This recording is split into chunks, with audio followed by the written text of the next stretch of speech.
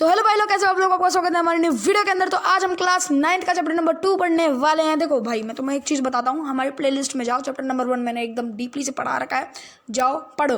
3 minute के अंदर 4 minute के अंदर तुम्हारा पूरा चैप्टर कंप्लीट हो जाएगा। और ये हम पढ़ेंगे अब चैप्टर नंबर 2, जो है sound of the music part number 1, Evelyn Glennie के बारे में। ये दीदी बहुत अच्छी थी और ये एक मोटिवेशनल चैप्टर होने वाला है, स्टोरी जो भी तुम कहना चाहते हो। एवलिन ग्लीनी नाम की लड़की थी ये, ठीक है, जो एक 17 साल की लड़की थी, एक प्लेटफॉर्म में जाकर खड़ी हो गई थी क्योंकि उसे royal academy of the music London में जाना था। वो सुन नहीं सकती थी, वो हर एक चीज़ को वाइब्रेशन से सुन पाती थी, ठीक है। तो अब तुम बोलोगे यार ये सुन नहीं पाती थी, वाइब्रेशन से सुन सकती है, ऐसा कैसे हो सकता है?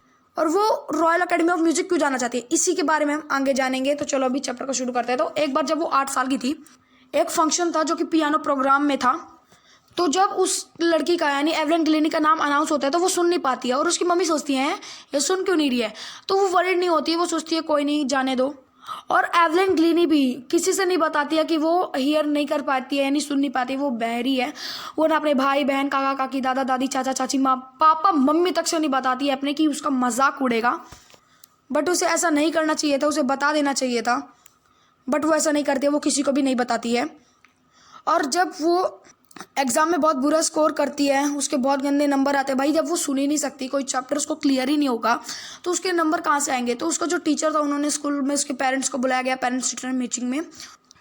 तो उनसे बोला गया कि इसका बहुत गंदा स्कोर है, वीक हो गई है, इसको क्या हो गया है। और वो जो डॉक्टर, हाँ जो टीचर थे, वो डॉक्टर को सजेस्ट करते हैं कि वो जाके डॉक्टर को दिखाए एक बड़े हॉस्पिटल में कि इसको हो क्या गया, ये सुन क्यों नहीं पाती है, यानी मेन प्रॉब्लम तो इसके सुनने में थी।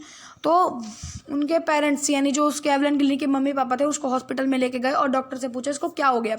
तो डॉक्टर भी भाई बता देते हैं कि इसकी नर्व डैमेज हो चुकी है और सॉरी मैं कुछ नहीं कर सकता हूँ, मैं इसकी यानी कभी वो ठीक ही नहीं हो सकता, यानी उसकी हियरिंग पावर कभी नहीं आ सकती। और वो बहुत ज़्यादा डिप्रेस हो जाती है, उसके यानी वो बहुत गंदा डे था उसके लिए। और वो बोलती स्टॉप, अब मैं कुछ नहीं करना चाहती। और वो देखती है कि एक लड़की जाइलोफोन बजा रही होती है। जाइलोफोन एक म्यूजिकल इंस्ट्रूमेंट होता है और वो बोलती है कि अब मैं भी जाइलोफोन बजाना सीखूंगी। वो अलग अलग म्यूजिकल टीचर के पास जाती है, अलग अलग से बात करती है, बट उनका क्या रिस्पॉन्स होता है, अरे तुम क्या सीखोगे, तुम्हें सुनाई तो देता नहीं है, तो क्या सीखेगी, ये तो बहरी है। वो उसको कोई सपोर्ट ही नहीं कर रहा था। तो तभी उसे एक टीचर मिले जिनका नाम था रॉन फॉब्स। उन्होंने बोला मैं तुम्हें सिखाऊंगा म्यूजिक। तो रॉन फॉब्स उसे एक बहुत इंपॉर्टेंट चीज़ बोलते हैं कि तुम हर एक म्यूजिक को सुनो मत, फील करो। अब वो सोचती फील, तो उसने कुछ देर यानी कुछ दिनों बाद उसने अपने डिफरेंट बॉडी पार्ट से अलग अलग वाइब्रेशन को सुना और उसको फील किया और वो अब वाइब्रेशन को सुन सकती है यानी फील कर सकती है। उसके बाद एवलिन ने पूरी ताकत के साथ जाइलोफोन सीखा और जिंदगी में कभी पीछे मुड़कर नहीं देखा था। At the age of 16 he worked in with the youth orchestra in the United Kingdom, ठीक है। तो वो 16 साल की उम्र में उन्होंने यूनाइटेड किंगडम में किया था काम। भाई गलत सोच नहीं, मैंने थोड़ी जीभ लड़खड़ा गई थी। और उन्होंने रॉयल एकेडमी ऑफ म्यूजिक में ऑडिशन दिया और उन्होंने बहुत ज़्यादा बेस्ट स्कोर किया, यानी सबसे ज़्यादा उनका ही स्कोर था। और फिर उन्होंने डिसाइड किया कि मैं ऑर्केस्ट्रा को छोड़ करके अपना एक सोलो म्यूजिक स्टार्ट करूँगी जिसमें वो अकेले गाएंगी। और राइटर ये बताते हैं अगर जो चीज़ तुम ठान लेते हो तो तुम्हें हर एक तरीके से मिल सकती है। पर मेरा भी कभी नहीं हुआ मेरे साथ ऐसा। मेरा ड्रीम है कि 100 के सब्सक्राइबर हो सके, ये तो आप लोग ही कर सकते हो। अरे ये क्या भीख मांगने का तरीका है। चलो कोई नहीं, स्टार्ट करते हैं अभी इतनी बेइज्जती करवाने के बाद भी।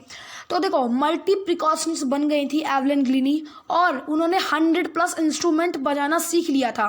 और हैटिक इंटरनेशनल शेड्यूल इन 1991 में Royal Philosopher Society the prestigious soloist में उन्हें एक अवार्ड भी मिला था।